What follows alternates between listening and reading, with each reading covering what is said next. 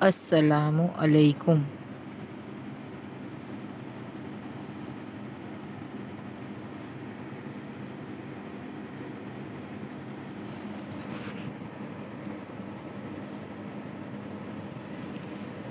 તારીખ 17-10-20 ધોરણ 5 વિષય ગુજરાતી।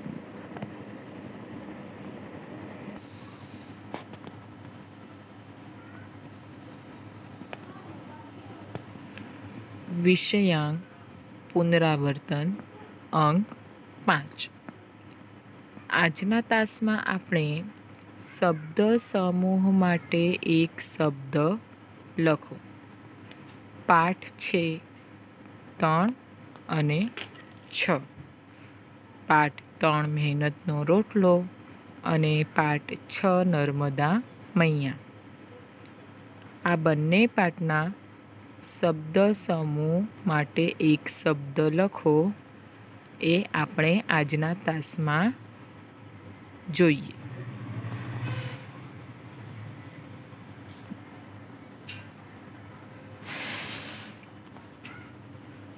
નંબર 1, પગનું રક્ષણ કરનાર।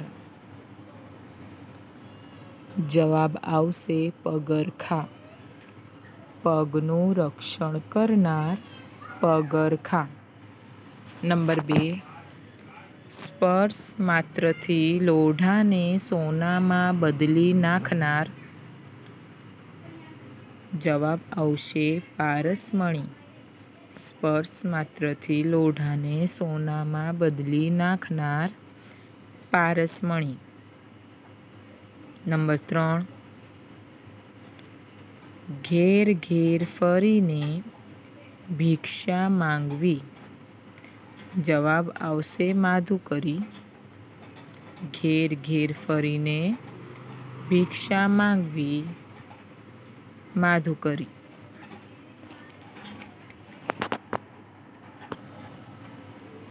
નંબર 4, પોતાના બાવડાના બળે પોતાનું ભવિષ્ય બનાવનાર।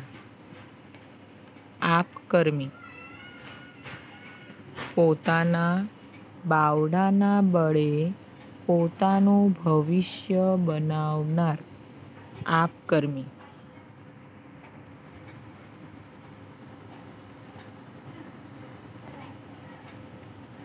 નંબર 5, હોડીમાં બેસીને ફરવું સહેલગાહ કરવી। જવાબ આવશે નૌકા વિહાર। હોડીમાં બેસીને ફરવું સહેલગાહ કરવી નૌકા વિહાર। નંબર 6, સાંબેલા જેવી જાડી ધાર। જવાબ આવશે મૂશળધાર।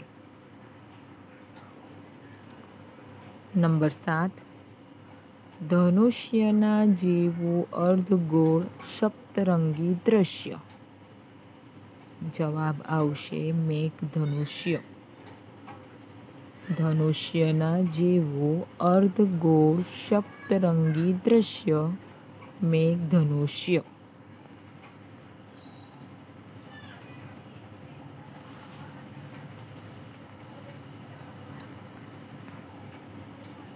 નંબર 8, જેની ચારે કોર પાણી હોય તેવો જમીનનો ભાગ।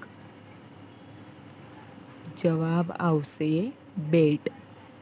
જેની ચારે કોર પાણી હોય તેવો જમીનનો ભાગ બેટ। નંબર 9, લોકોનું ભરણ પોષણ કરનાર કે ઉછેરનાર માતા। જવાબ આવશે લોકમાતા। લોકોનું ભરણ પોષણ કરનાર ઉછેરનાર માતા લોકમાતા।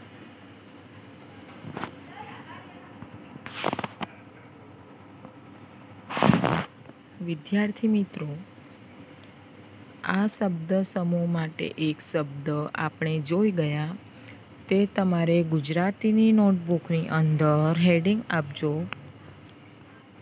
પુનરાવર્તન અંક 5 અને સારા અક્ષરે લખવાનું રહેશે. અને લખતી વખતે જોડણીનું ખાસ ધ્યાન રાખજો.